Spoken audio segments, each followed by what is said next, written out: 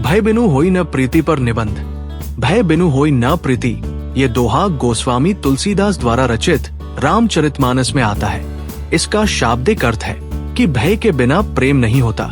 कभी कभी हमारी अत्यधिक विनम्रता या उदारता को सामने वाला हमारी कमजोरी मान बैठता है, और ऐसे में अपनी बात मनवाने के लिए हमारे लिए अपनी क्षमता और सामर्थ्य का प्रदर्शन आवश्यक हो जाता है, ताकि दूसरा व्यक्ति हमें गंभीरता से ले और हमारा सम्मान करे।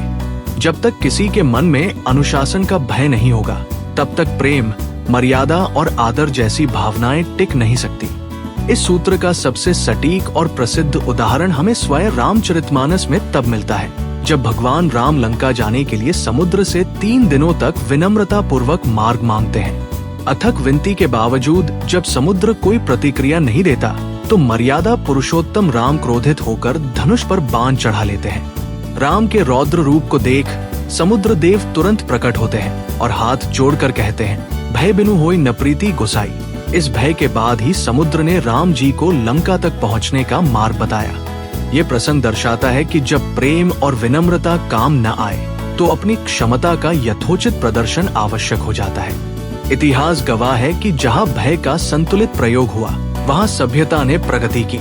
प्राचीन भारतीय राजतंत्रों से लेकर आधुनिक लोकतंत्रों तक कानून की व्याख्या इसी सूत्र में मिलती है।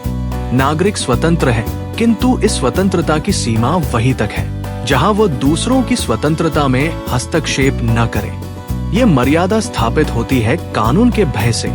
भय जो समाज में अनुशासन का स्रोत बनता है, भय जो न्याय की रक्षा करता है, और भय जो उस विश्वास को जन्म देता है जिससे जनता अपने शासक के प्रति प्रेम और सम्मान रखती है। आधुनिक अंतर्राष्ट्रीय संबंधों, विशेषकर भारत और पाकिस्तान जैसे पड़ोसी देशों के संदर्भ में ये सूत्र अत्यंत प्रासंगिक हो उठता है।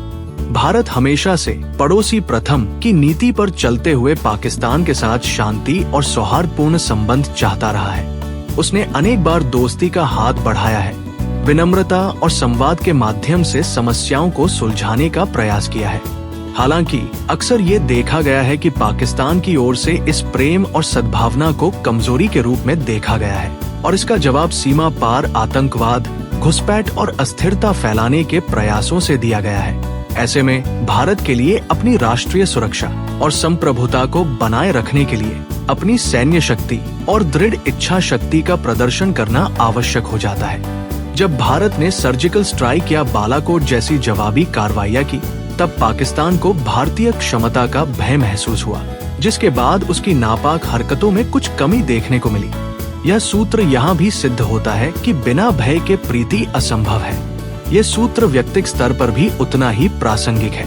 एक माता पिता और बच्चे के बीच का रिश्ता प्रेम से भरा होता है, पर यदि माता पिता बच्चे को कभी अनुशासन में नहीं रखें, तो धीरे धीरे बच्चे की मर्यादा समाप्त हो जाती है। वह प्रेम जो श्रद्धा और सम्मान से उपजा था, धीरे धीरे अधिकार और उद्दंडता में बदल जाता है। इसलिए परिवार, विद्यालय या कार्यालय हर स्तर पर कुछ अनुशासनिक डर, कुछ सीमाएं आवश्यक होती है, ताकि प्रेम और सम्मान का संतुलन बना रह सके। ये भी सच है कि भय की अति व्यक्ति को कुंठित कर देती है। भय यदि आतंक और अन्याय का रूप धारण कर ले, तो वह प्रेम को समाप्त कर देता है। इसलिए भय तभी सार्थक है जब वह मर्यादित, न्यायपूर्ण और संतुलित हो। Like, comment, and subscribe.